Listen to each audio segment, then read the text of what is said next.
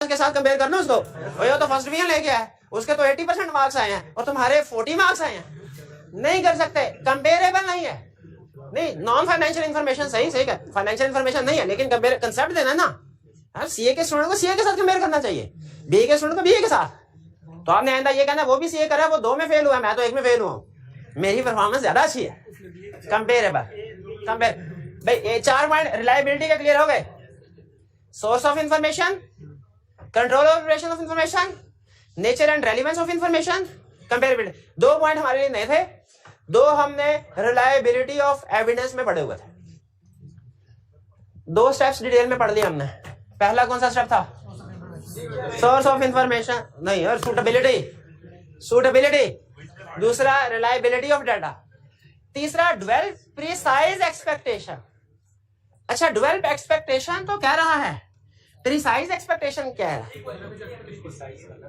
Expectation में और precise expectation में फर्क है, ठीक है।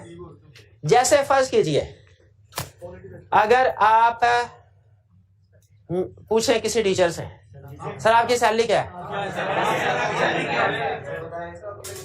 वो कहे ओके है थोड़ी सी सैलरी है 20-30 लाख के करीब है। समझ रहे हैं आप? और रिकॉर्ड कर आप कहें नहीं, ऐसा यही है जो पोस्ट कर और ये जो डिसलाइक करता है मेरी तरफ से ना है, मैं ऐसा बना तो 20 आपके नहीं सर, बात नहीं बनी अभी, सच सच बताएं, 20 या 21 के 22 के 23 के 24 के 25 के 26 के 27 के 28 के 29 के 30 साइज तो ये है ना, 20-30 तो कहीं नहीं। इसका मतलब ये है अगर मेरी सैलरी फर्ज मेरी क्या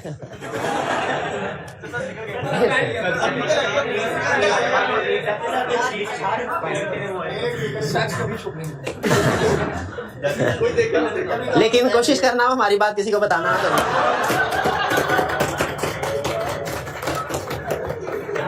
नहीं। सर मैं बात का नहीं, अच्छा आधी बात समझ के ना, आउट ऑफ द कंटेक्स्ट अपने मतलब ले लेते हैं।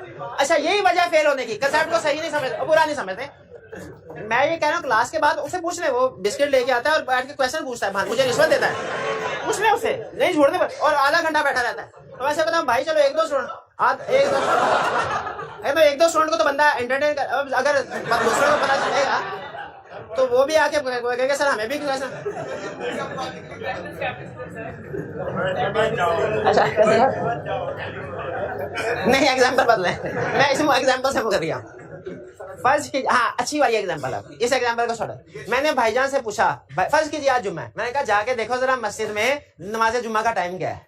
इन्होंने जाके देख के आए, उन्होंने कहा सर टाइम है 1:30-2 बजे के करीब जुम्मा हो जाएगा। मैंने कहा अच्छा, मैं 1:45 पे गया तो नमाजी नमाज पढ़ के बाहर आ रहे थे। मैंने इसको पकड़ा, मैंने कहा भाई टाइम, मैंने कहा सर देखे मैंने तो यही कहा था 1:30-2 बजे के करीब होगा जुम्मा, तो देखे 1:45 बजे उसके दरमियान में ही है। अब देखे क्या मैं इसको गलत साबित कर सकता हूँ क्या? इसमें मिस नहीं, लेकिन स्टिल मिस स्टेटमेंट तो है एक तरह से, मेरा जुम्मा तो निकल गया ना। इसको ये प्रिसाइज एक्सपेक्टेशन नहीं है। प्रिसाइज एक्सपेक्टेशन क्या होती है? ये मुझे एग्जैक्ट बताता, सर 1:45 पे जुम्मे की जमात खड़ी होगी, ये है प्रिसाइज एक्सपेक्टेशन। हमने जब एनालिटिकल प्रोसीजर्स परफॉर्म करने होते हैं ना, प्रिसाइज एक्सपेक्टेशन डेवलप करनी होती है। प्रिसाइज एक्सपेक्टेशन का मतलब ये है कि हमने जितना ज्यादा हो सके मोर एक्यूरेट इंफॉर्मेशन हासिल करनी है। जैसे फर्ज कीजिए क्लाइंट, आप क्लाइंट से पूछे सर कितना यूनिट सेल किए, उसने कहा यही सर कोई 150-200 यूनिट सेल कर लिया, 150-200 यूनिट सेल। मैंने कहा कितनी प्राइस पे? उसने कहा सर यही कोई 10-15 के करीब प्राइस होती है, 10-15। इसका मतलब ये हुआ कि मैंने जब रेवेन्यू एस्टिमेट करना है तो वो रेवेन्यू 1500 से लेके कितना 3000 के दरमियान हो सकता है, क्योंकि उसने मुझे एक्यूरेट इंफॉर्मेशन नहीं दी, रेंज दी। तो ये प्रिसाइज एक्सपेक्टेशन होगी क्या? इसका मतलब है इसमें अगर 1500 रेवेन्यू आया एक्चुअल क्लाइंट, मैं कहूँगा वो भी ठीक है।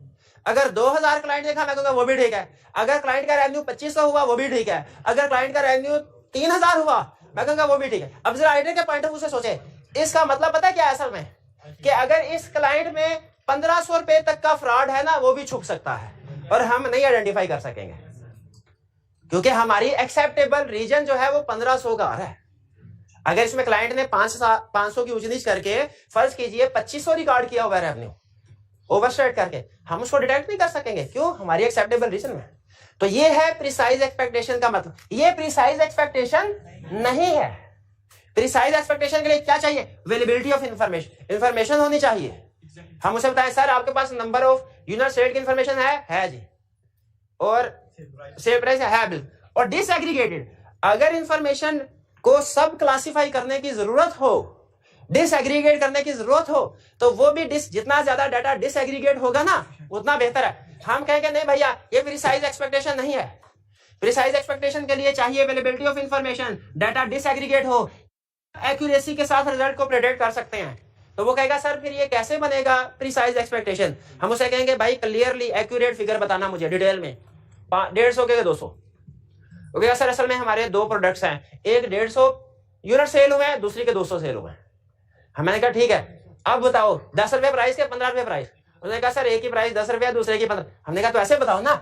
अब हमने क्या किया, 150 को 10 से मल्टीप्लाई 1500 प्लस 253,000 इज इक्वल। हमने अब ये देखिए, अब ये एग्जैक्ट सिंगल फिगर है, ये है प्रिसाइज एक्सपेक्टेशन जो हमने। लेकिन याद रखे ये प्रिसाइज एक्सपेक्टेशन तब भी होगी जब डाटा अवेलेबल होगा और खास तौर पे डिसएग्रीगेटेड होगा। डिसएग्रीगेटेड का मतलब क्या है? सेपरेट हुआ होगा। और फिर एक्यूरेसी विद विच, जितना ज्यादा डिसएग्रीगेटेड होगा उतना एक्यूरेट। अब मुझे खुद बताइए ये फिगर ज्यादा एक्यूरेट पहली वाली, दूसरी वाली, की तीसरी वाली? तीसरी वाली। क्लियर हुई है बात? तीसरे एग्जांपल के साथ क्लियर हो गया ड्यूअल प्रिसाइज एक्सपेक्टेशन क्या है। आगे आए, आप जो भी कैलकुलेशन करेंगे ना, जब क्लाइंट की रिकॉर्डेड अमाउंट के साथ क्लाइंट की एक्चुअल अमाउंट के साथ कंपेयर करेंगे, डिफरेंस आएगा। हमने ये डिफरेंस हमेशा आएगा, आपने परेशान नहीं होना, आपने सिर्फ ये देखना है डिफरेंस एक्सेप्टेबल है कि नहीं। अगर तो डिफरेंस थोड़ा इमटेरियल है, डिफरेंस इमटेरियल है, तो वह डिफरेंस एक्सेप्टेबल। डिफरेंस डिपेंड करता है मटेरियलिटी पे।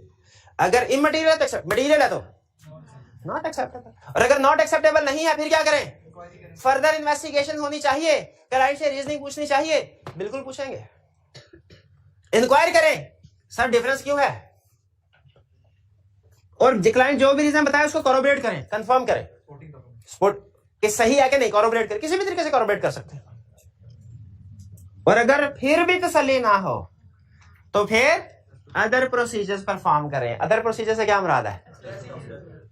टेस्ट ऑफ डिटेल्स, यानी जहां पे नेगेटिव कंफर्मेशन एप्रोप्रिएट नहीं रहता था, तो जहां पे एनालिटिकल प्रोसीजर एप्रोप्रिएट नहीं है, टेस्ट ऑफ डिटेल्स। नहीं समझ आया? नहीं आया? अब कहे sir explain with the help of examples. अभी 10 मिनट है, 10 मिनट है, ठहर जाए, कुछ प्रैक्टिस। अच्छा चलो एक छोटा सा क्वेश्चन आपसे पूछता हूं, पहले एग्जांपल के पहले क्वेश्चन। क्या किसी एरिया पे सिर्फ और सिर्फ टेस्ट ऑफ डिटेल परफॉर्म हो सकते हैं? यस। किसी एरिया पे सिर्फ एनालिटिकल प्रोसीजर परफॉर्म हो सकते हैं? किसी एरिया पे टेस्ट ऑफ डिटेल्स और दोनों परफॉर्म हो सकते हैं? यस हो सकते हैं।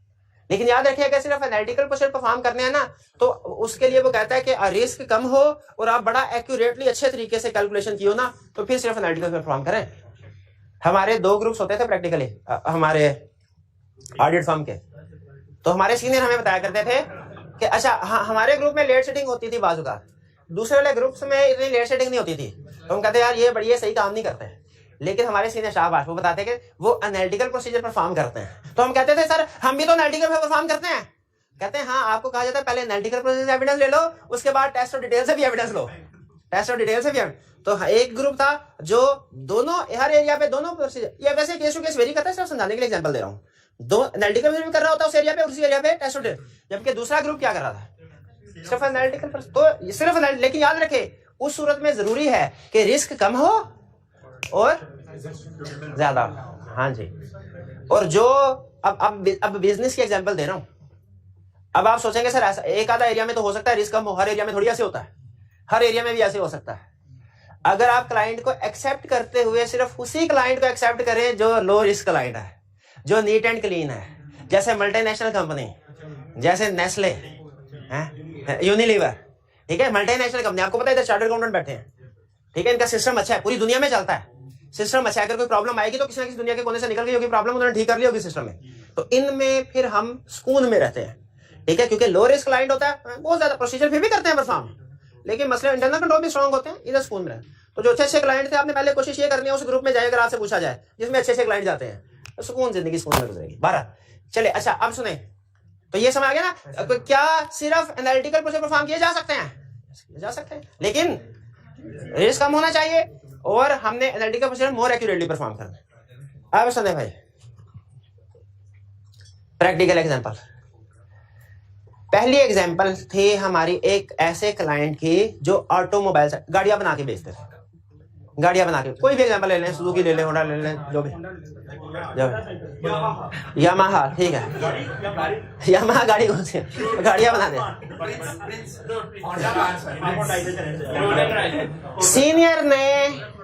सीनियर ने कहा कि आपने इस पे सेल्स का वेरिफिकेशन कर दिया। मैं पहला डिसीजन जो करना था वो ये कि एनालिटिकल प्रोसेस परफॉर्म करूं या टेस्ट ऑफ डिटेल्स, ठीक है। मैं भागा भागा क्लाइंट के पास गया, मैंने क्लाइंट से कहा सर आप गाड़ी बेचते हैं? बिल्कुल बेचते हैं। मैं कहा किस रेट पे? उन्होंने कहा सर हमारे बोर्ड ऑफ डायरेक्टर्स ने ना प्राइसेस फिक्स की हुई हैं, हम सिर्फ उसी फिक्स प्राइस पे बेचते हैं, निगोशिएशन हम नहीं करते, किसी ने गाड़ी खरीदनी है खरीदे, नहीं खरीदी ना खरीदे। मैंने कहा बिल्कुल अच्छा करते हैं, मेरे लिए बहुत आसान हो गया। क्यों बताइए, एनालिटिकल प्रोसेस सूटेबल है कि नहीं? बिल्कुल है। दूसरे नंबर में मैंने उनसे कहा सर अब मैंने एनालिटिकल प्रोसेस परफॉर्म करने, अब जरा मुझे डाटा तो दीजिए। उसने कहा कौन सा डाटा? मैंने कहा एक पूरे साल में नंबर ऑफ कार सोल्ड कितनी है आपकी और प्राइस कितनी है। उसने कहा sir number of car sold का डाटा प्रोडक्शन डिपार्टमेंट से मिल जाएगा, सेल डिपार्टमेंट से मिल जाएगा, वहां से लाके आपको दे देते हैं। प्राइस क्या थी? वो बोर्ड ऑफ डायरेक्टर ने प्राइस अप्रूव, उसकी कॉपी, नोटिफिकेशन की कॉपी आपको दे देते हैं। मैंने कहा बिल्कुल ठीक है। अब मैंने दोनों इन्फॉर्मेशन, क्या इनकी रिलायबिलिटी चेक करनी चाहिए, फोटो कॉपी थी, मैंने कहा सर ओरिजिनल मिनट्स दिखाएं, मिनट्स ऑफ मीटिंग जिसमें डायरेक्टर ने डिसीजन किया, उसके मिनट्स देखें। और फिर उसके बाद मैंने जाके देखा डाटा तो आपने सेल डिपार्टमेंट का दे दिया, मैं सेल डिपार्टमेंट में जाके देखूं वो डाटा सही मेंटेन भी कर रहे हैं कि नहीं। उस दिन मैंने जाके देखा 5 गाड़ियां निकली थी और 500 की एंट्री फौरी तौर पे उसने की थी। मुझे पता चल गया कंट्रोल स्ट्रांग है। क्या मैं इस डाटा को अपने एनालिटिकल प्रोसेस के लिए यूज कर सकता हूं? बिल्कुल। मैंने कहा कंट्रोल स्ट्रांग, ठीक है। फिर उसके बाद देखें, जरूरी नहीं चारों फैक्टर्स अवेलेबल हो, अगर एक और फैक्टर्स भी अवेलेबल हो गया तसल्ली होगी, डाटा को यूज कर सकते हैं। फिर उसके बाद, लेकिन एग्जाम में चारों लिखने आपने। फिर इसके बाद मैंने एक्सपेक्टेशन डेवलप की। मैंने क्या किया था, नंबर ऑफ कार्स को सेल प्राइस के साथ मल्टीप्लाई नहीं किया, इसलिए कि उनकी का उस वक्त उनके 3 मॉडल सेल, अब तो शायद ज्यादा है, अब तो 7-8 है, उस वक्त 3 मॉडल सेल होते थे, सिविक लैदा थे, सिटी लैदा, अकॉर्ड लैदा। मैंने इनसे कहा सर नंबर ऑफ यूनिट्स अब आपने जो दिए टोटल है ना, अब आप इसको डिसएग्रीगेट करें, क्या आपके पास डिसएग्रीगेटेड डाटा अवेलेबल है? उसने कहा सर बिल्कुल अवेलेबल है, कंट्रोल स्ट्रांग जो था बिल्कुल अवेलेबल है। मैंने कहा अब ऐसा कीजिए, नंबर ऑफ जो मॉडल के हिसाब से मुझे प्राइस भी डिसएग्रीगेट करके दें, अलग-अलग दे, यूनिट्स भी अलग, और फिर हर यूनिट को अलग, मॉडल ए यूनिट्स इतने सेल हुए, सेल प्राइस इतनी, मॉडल बी यूनिट्स इतने हुए, सेल प्राइस इतनी, मॉडल सी यूनिट्स इतने, सेल प्राइस। ऐसे करना चाहिए था कि सर प्राइस 20 लाख से लेके 50 लाख तक है, नहीं। मैंने कहा 20 लाख वाला लदा करो, 30 लाख वाला मॉडल लदा करो, 50 लाख वाला लदा करो। ये है प्रिसाइज एक्सपेक्टेशन डेवलप की। और फिर उसके बाद जब उसे क्लाइंट की एक्चुअल फिगर के साथ कंपेयर किया, थोड़ा सा फर्क आया, इमटेरियल, मेरे मटेरियलिटी लेवल से कम था। किस नतीजे पे पहुंचा कि sufficient appropriate audit evidence obtain हो गया, यहीं पे मेरा ऑडिट वो खत्म हो गया। आगे दूसरा क्लाइंट भी है, दूसरी एग्जांपल भी देता हूं। पहले बताइए ये एग्जांपल क्लियर हो गई। दूसरी एग्जांपल, एक दूसरे क्लाइंट पे गया, वो था हॉस्पिटल, प्राइवेट हॉस्पिटल था। सीनियर ने कहा सेल्स का, सॉरी इधर रेवेन्यू का एरिया वेरीफाई करना, सर्विसेज देते हैं।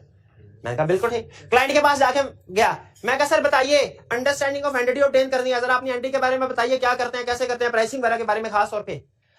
उसने कहा सर हमारा जो रेवेन्यू रिकॉर्ड होता है ना, बेसिकली 2 तरह से रिकॉर्ड होता है। एक हमारे पास आते हैं आउटडोर पेशेंट्स, ठीक है, जो आते हैं डॉक्टर को चेकअप करवाते हैं और निकल जाते हैं, उनकी होती है पर्ची फीस, वो सबकी एक है। और दूसरा होते हैं हम कहते हैं इंडोर पेशेंट्स, वो एडमिट हो जाते हैं, उनको कोई ना कोई प्रॉब्लम होती है। अब एडमिट होते हैं ना, तो किसी की तो 1-2 दिन में छुट्टी हो जाती है, और बाज़ औक़ात कुछ पेशेंट ऐसे भी होते हैं 2-2, 3-3 महीने एडमिट रहते हैं, उन पे डिफरेंट सर्जरी परफॉर्म की जाती है। हर सर्जरी के चार्जेस अलग होते हैं, टेस्ट वगैरह होते हैं, उसके चार्जेस अलग होते हैं। उसमें डिपेंड करता है कि मर्ज क्या था, किस नोयत का था, कितने दिन स्टे किया, क्या क्या उसके ऊपर प्रोसीजर परफॉर्म हुए, उस लिहाज से बिल बनता है। उसमें हर पेशेंट की अमाउंट डिफरेंट है। अब मुझे बताइए, क्या मुझे इकट्ठा करके टोटल रेवेन्यू पे प्रोसीजर परफॉर्म करने के पॉपुलेशन को डिसएग्रीगेट कर देना चाहिए, जिसे एक और भी नाम दिया था हमने, स्ट्रैटिफिकेशन। एग्जैक्टली मैंने स्ट्रैटिफिकेशन कर दिया। अब स्ट्रैटिफिकेशन करके मुझे बताइए आउटडोर पेशेंट्स पे कौन से प्रोसीजर सूटेबल है? एनालिटिकल के टेस्ट और डिटेल, एनालिटिकल, और इंडोर पे टेस्ट और, एग्जैक्टली यही किया। इंडोर पे मैंने सैंपल बेस पे बड़े बड़े जो बिलिंग थी उनको सेलेक्ट किया और देखा, फाइल के साथ मैच किया, जो रेवेन्यू था फाइल, पेशेंट की फाइल होती है जिसके ऊपर उसका डॉक्यूमेंट लगा होता है कि किस दिन क्या डॉक्टर ने ऑपरेट किया, मेडिसिन वगैरह क्या दी। मैंने चेक कर लिया क्या उस प्रोसीजर के हिसाब से बिल ठीक बना है, ठीक है। सैंपल बेस पे कुछ लोगों का सपोर्टिंग डॉक्यूमेंट चेक की, ये था टेस्ट ऑफ डिटेल। अब आए एनालिटिकल प्रोसीजर पे। एनालिटिकल प्रोसीजर के लिए कि मुझे कुछ डाटा चाहिए था, जरा गैस कीजिए अगर प्रैक्टिकली समझ रहे हैं तो कौन सा डाटा चाहिए होगा मुझे? नंबर ऑफ पेशेंट और पर्ची फीस। उसने कहा सर पर्ची फीस के लिए हमारे डायरेक्टर्स हैं, उन्होंने डिसीजन किया हुआ, बोर्ड है हमारा, उन्होंने डिसीजन किया हुआ है, उसकी आपको मिनट्स की कॉपी दे देते हैं। और जो नंबर ऑफ पेशेंट्स है ये हमारा रिकॉर्ड होता है, जैसे ही पेशेंट आता है उसको पर्ची देते हैं ना, पर्ची के ऊपर सीरियल नंबर होता है, आपको पता चल जाएगा। मैंने दोनों डाटा, क्या मुझे इनकी रिलायबिलिटी को चेक करना चाहिए था? यस करना चाहिए था, ठीक है। वो मैंने रिलायबिलिटी को चेक किया, मिनट्स को ओरिजिनल के साथ कंपेयर कर लिया और फिर डाटा को उस डिपार्टमेंट में जाके जहां पे डाटा मेंटेन हो रहा था वहां पे इवैल्यूएट किया कि सही मेंटेन हो रहा है कि नहीं। फिर इसके बाद जब दोनों को मैंने मल्टीप्लाई किया तो फिगर अजीब सी आई। मैंने क्लाइंट से पूछा सर ये पर्ची फीस को मैंने, आप जो पर्ची फीस है उसको मैंने मल्टीप्लाई किया टोटल नंबर ऑफ पेशेंट के साथ, लेकिन कोई दूर दूर तक फिगर मेरी कुछ और आ रही है, आपकी कुछ। कहने लगा सर हमारा कोई एक डिपार्टमेंट थोड़ी है, हमारे बहुत से डिपार्टमेंट्स हैं। हमारा जो है वो दांतों का अलहदा, कानों का अलहदा, नाक का अलहदा, आंख का अलहदा, गले का अलहदा, दिल का अलहदा, फेफड़े का अलहदा, वो पता नहीं कितने डिपार्टमेंट है, 12-15 के करीब डिपार्टमेंट्स थे। 12-15 के करीब। उन्होंने कहा सर हर डिपार्टमेंट की फीस किसी की 10 है, किसी की 20 है, किसी की 50 है, किसी की 100 है, ये 4 रेट किसी की। हाँ तो फिर मैंने क्या, अब मुझे उसकी टोटल फिगर और एवरेज प्राइस पे मल्टीप्लिकेशन कर देनी चाहिए। डिसएग्रीगेट। मैंने कहा सर हर डिपार्टमेंट का डाटा डिसएग्रीगेट करे, किस डिपार्टमेंट में कितने पेशेंट है और उसकी पर्ची फीस कितनी है, उसके बाद हर डिपार्टमेंट को मल्टीप्लाई करके उसका रेवेन्यू किया। ये थी प्रिसाइज एक्सपेक्टेशन। मैंने प्रिसाइज एक्सपेक्टेशन डेवलप की, फिर उसे क्लाइंट की एक्चुअल के साथ कंपेयर किया, फर्क बहुत ज्यादा आ गया। जैसे अगर मेरा रेवेन्यू है 50 मिलियन, क्लाइंट ने रिकॉर्ड किया हुआ था 42 मिलियन, कम किया हुआ था। मैंने कहा सर 1-2 मिलियन होता था तो मैं खुद ही एडजस्ट, इमटेरियल होता है। ये 8 मिलियन का फर्क है जो कि बेसिकली 16% बनता है। ये तो बहुत ज्यादा फर्क है, ये तो एक्सेप्टेबल नहीं है। क्या मुझे क्लाइंट से, अब ये मैंने डिटरमिन यहाँ पे कर लिया, डिफरेंस एक्सेप्टेबल नहीं है, क्लाइंट से इन्वेस्टिगेट करना चाहिए कि ये जो इतनी ज्यादा इनकंसिस्टेंसी है आपकी अमाउंट में और मेरी अमाउंट में, इतनी ज्यादा फ्लक्चुएशन है आपकी, ये किस वजह से है? इंक्वायर किया मैंने। क्लाइंट ने कहा सर हम हॉस्पिटल जरूर हैं लेकिन, और हम लोगों से पैसे, लेकिन यहाँ पे बाज़ औक़ात ऐसे लोग आते हैं जिनके पास फीस देने के पैसे दूर की बात है, खाना खाने के पैसे भी नहीं होते। यहाँ पे लाहौर के बाहर के शहरों से आते हैं, वो मांग तांग के किराया नहीं होता उनके पास, और वो यहाँ पे मुश्किल से पहुंचते हैं। तो हमारे डॉक्टर्स ने ये फैसला किया, हर डॉक्टर ने अपने पर्सनल सोर्सेज से ना कुछ फंड बनाया हुआ है कि इस तरह के लोग जब आए, चलो इनको इलाज मुआवजा तो हो जाएगा इनका, इनको स्टे करने के लिए, खाने पीने के लिए कुछ पैसे चाहिए होंगे, वो इनको दे देते हैं। तो ऐसे पेशेंट से हम फिर फीस नहीं लेते, ऐसे पेशेंट से पर्ची फीस 0 होती है, लेकिन इसको डॉक्टर अप्रूव करता है तो हम 0 करते हैं, वरना नहीं। अब ये देखें बहुत से हॉस्पिटल्स में ऐसे होता है, कुछ में नहीं भी होता। अब सुने, मैंने इंक्वायरी की, मैनेजमेंट ने रीजन बताई, क्या ये रीजन वैलिड लग रही है, लेकिन मैंने फिर भी रिलाई नहीं किया, कॉरोबरेट किया। कॉरोबरेट का मतलब समझे क्या? कंफर्म करना। हाँ मैंने कहा कुछ मुझे लाइक है, डॉक्टर्स की अप्रूवल दिखाए, यहाँ पे डॉक्टर ने फैसला किया हो, मैंने अप्रूवल दे, एमएस जो भी था, कॉरोबरेट किया तो कंफर्म हो गया। अच्छा अब अगर वहां पे कंफर्म हो गया ये, और वाकई कुछ पेशेंट्स को फ्री ट्रीटमेंट दिया जा रहा था, तो हालांकि डिफरेंस आया, लेकिन चूंकि कॉरोबरेट हो गया तो मुझे सफिशिएंट एप्रोप्रिएट ऑडिट एविडेंस, लेकिन फर्ज कीजिए अगर कॉरोबरेट ना होता, हमें पता चलता ये तो नाम को कह रहे हैं कि फ्री इलाज करते कुछ नहीं है, पेशेंट को वापस भेज देते हैं, तो फिर मैं कहता चूंकि डिफरेंस ज्यादा है और कोई वैलिड रीजन नहीं है, कॉरोबरेशन नहीं हुई, अब मैं एनालिटिकल प्रोसीजर फेल हो गए, अब क्या करना है? Test of detail.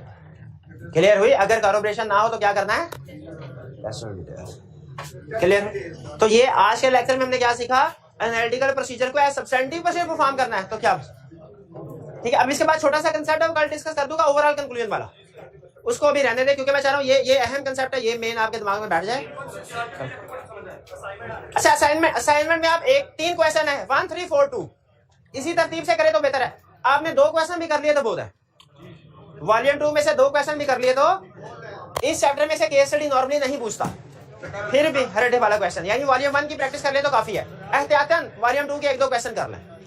ठीक है जी, आज का लेक्चर यहाँ पे खत्म करते हैं। अल्लाह हाफिज।